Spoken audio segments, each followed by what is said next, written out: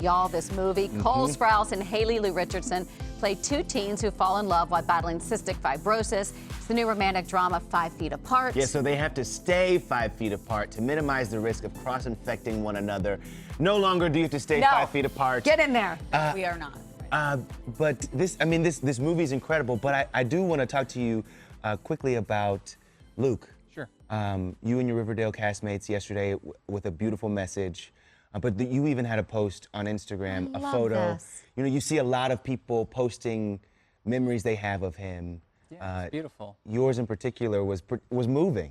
Yeah, I mean, a lot of people love Luke. He was one of those guys that I don't think I've heard a single bad thing said about. But out of respect for the privacy of his family, I say we move on. Yeah. Well, your movie kind of focuses on mortality. Two young characters dealing with cystic fibrosis. There isn't sort of an expiration date y'all put out there. You don't know when it is. Interesting for young people to watch this because it's a love story without kissing or touching. Sure. What was the trick to getting that right on film? Not kissing and touching. That was the big one. What's the first one? That was the kicker. How did you show the love? Acting. Yeah. Nice. Right.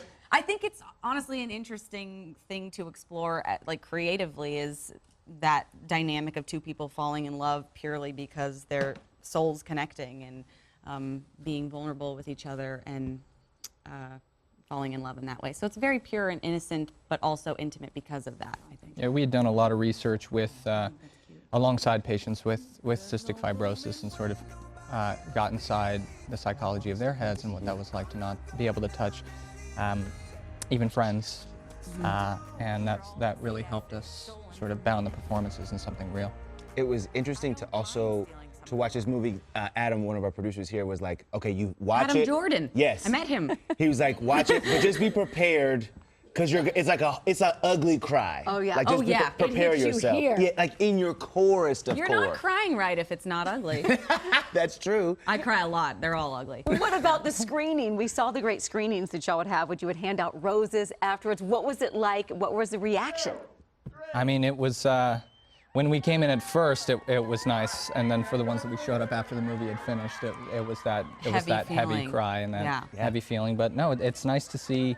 I mean, one of the mission statements was to make cystic fibrosis something much more on the forefront of public discussion, and a lot of the people that left those theaters now know about the illness in a much greater way. It was interesting because in the movie you do a fair amount of educating the audience about what CF is, what some of the complications are, and also what the families go through who are trying to help care for young people with it.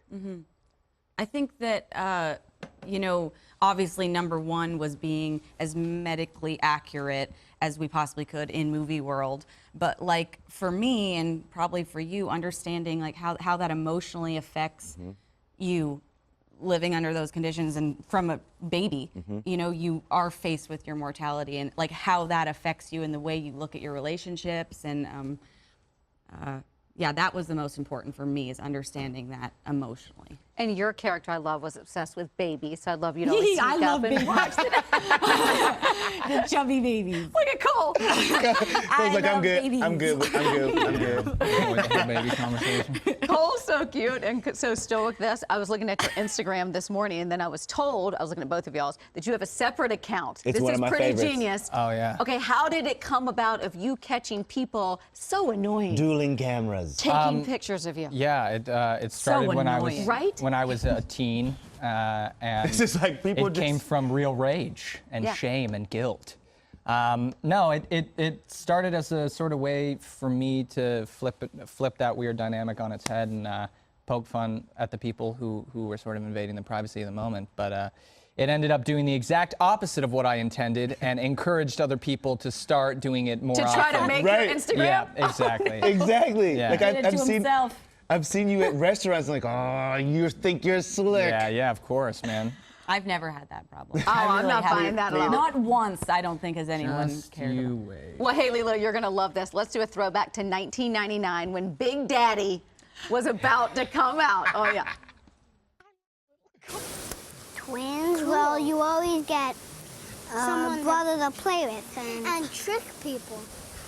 I once did hit on at this camp where Just feeling Cole my was toes. sick. He couldn't go into I have no idea, man. Well, she's already thought about that. So we switched bathing suits. And so Cole can go in the pool. And I couldn't. Like, we shared. He just said Cole. Wait, you can't tell which one you are? Even today.